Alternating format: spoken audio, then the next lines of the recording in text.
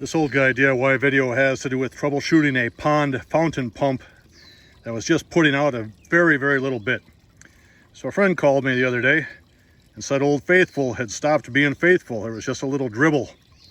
So I stopped over this afternoon to try to figure out what's going on. And there was some slime and stuff on the intakes, but this is a 2-inch pump, so it should have been able to throw that out. And when I took a look at the spray head here, there were some fish chunks in it, but I thought it was probably a small fish. After removing the spray head, I put the power on and it just dribbled a little bit. So I thought, what the heck is going on here?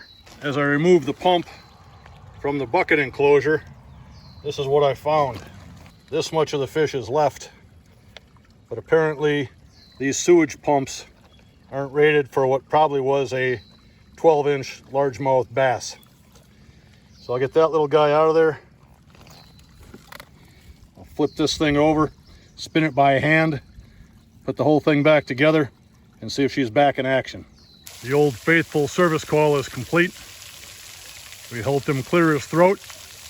Once he got that 12-inch bass out of there, he's ready to use that 2-inch waste pump and pump water like it was meant to. My friend is happy. One fish paid the fee in the making of this video. If you haven't subscribed, please do. And thank you for watching.